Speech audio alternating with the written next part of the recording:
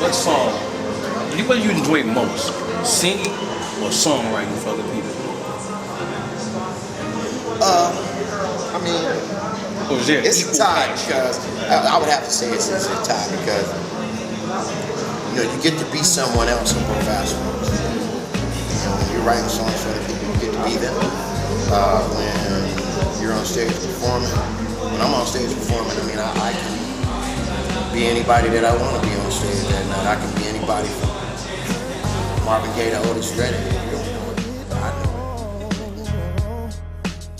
know it. Writing for a very talented artist. Right now, made a large splash in R&B. That's Carlton. Oh, I love him. Yeah. I just want to love you.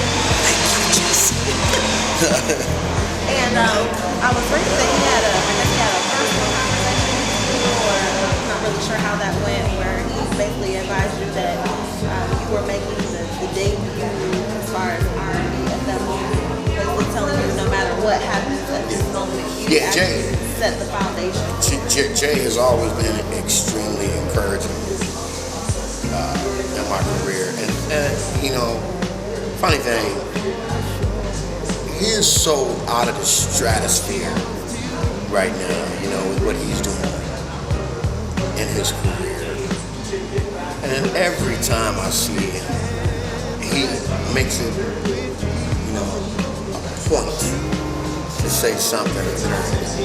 You know what I mean? He makes it some point to say, hey, come here, let me holler at you. Some point of it. So whenever I see Jay-Z, it's always a bright experience. It's always, if he's ever angry or depressed, he hides it well. He hides it well. I'm telling you, this cat is on his poker face every day. So it helps a lot, to have icons like that in the backdrop of your career. Egging you on. So, as far as the current state of R&B/soul, how do you feel about it now? You think it's lacking or something? What do you think about the current state of R&B?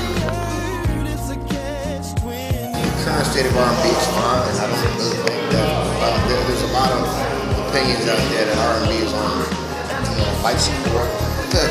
Whatever, it's not really making the impact that it needs to. But I think that a lot of that is due to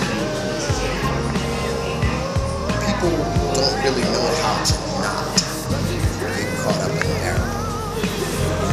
It's very, very dangerous place to just get caught up in the error. Everyone seems to have a pattern on authenticity when it comes to music, according to their own personal experience. Someone will listen to I Wish and say, no, that was real R&B. And then in the same facet, someone of a different generation will listen to Glenn Jones and say, wow, that was great. That was real R&B. That was great. Someone of a different era would listen to Marvin Gaye and say, now that was real R&B. People monitor music by their personal experience. I don't expect someone 40 years old or 35 years old for that matter to be into the message that Chris Brown has given the world with his R&B. I wouldn't expect that.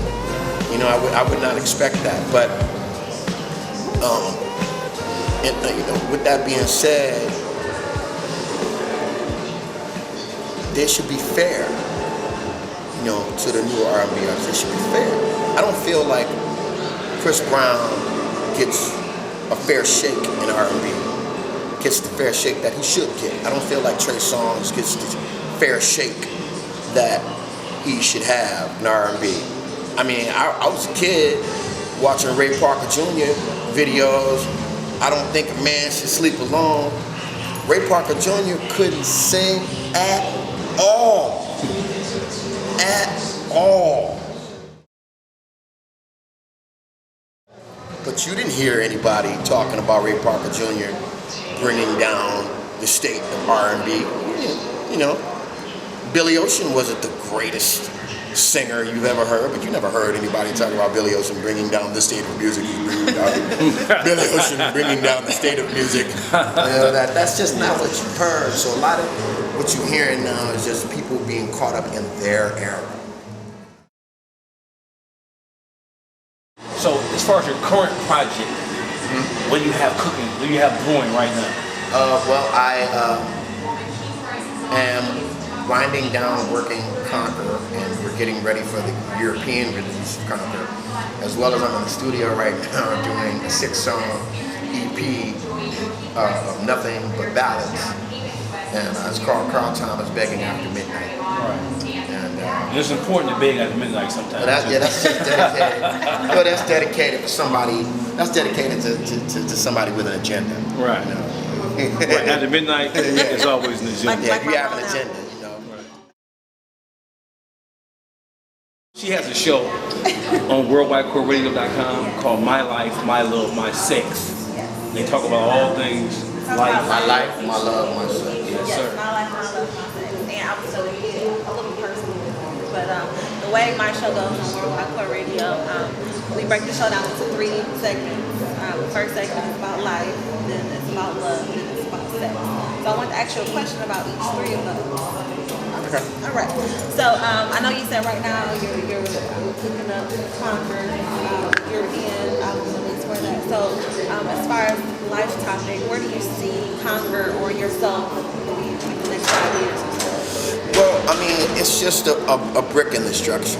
Every album is a brick in the structure. Every song is cement to hold the bricks together. You know what I'm saying? I'm still yet adding to my body of work. So for me to say where I'll be in 10 years, I really can't answer that question, because the excitement of my life is not knowing what's going to happen tomorrow. That's a beautiful answer. I'm going to steal that. I'm going to steal that. So. Okay. Look. Yeah. What is the most romantic thing that you've done? The most romantic thing that I've done